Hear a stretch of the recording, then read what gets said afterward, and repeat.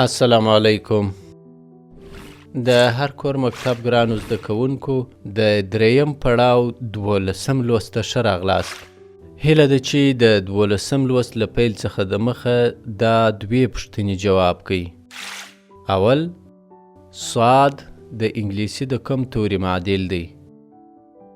دوهم، غداد د انګلیسي د کوم توري معادل دی؟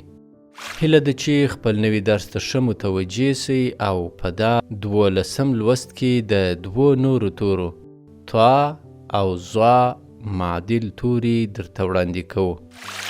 په پیل کې به طا ته راسو چې په پښتو حروفو د طا نوم دغه ډول لیکل کیږي.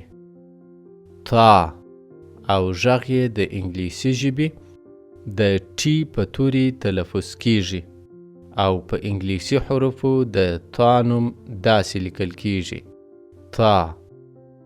اوس د طا توری په درو لغاتو کې د انګلیسي معناګانو سره یو ځای وړاندې کوو او هیله ده چې راسره تکرار یې کوي.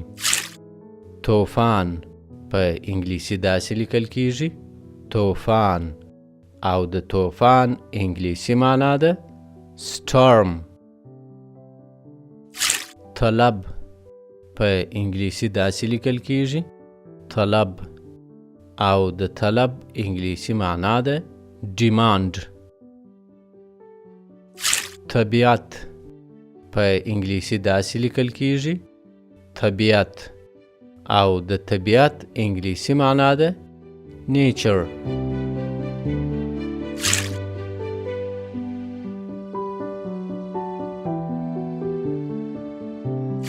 د دا لوست دوهم توری ظا ده چې په پښتو حروفو د ظا نوم دغه ډول لیکل کیږي، ظا، چې غږ یې د انګلیسي ژبې د زید په توري تلفظ کیږي او په انګلیسي حروفو د ظا نوم داسې لیکل کیږي، ظا.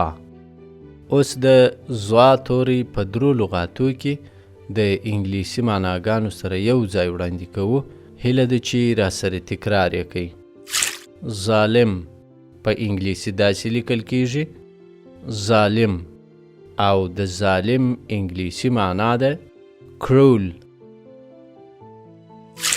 ظلم په انګلیسي داسې لیکل کیږي، ظلم، او د ظلم انګلیسي معنا ده cruelty.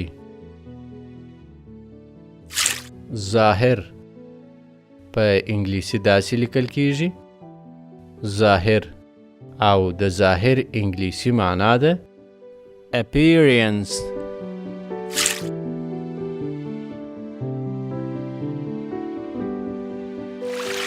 د هر کور مکتب ګرانو زده کوونکو تر 14 لوست پورې تاسې د خپلو ملګرو سره داسې لغاتونه پیدا او په کمنټ کې راته ولیکئ چې طا او ظا پکښې راغلي وي.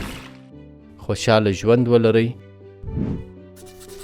الله مو مل شه.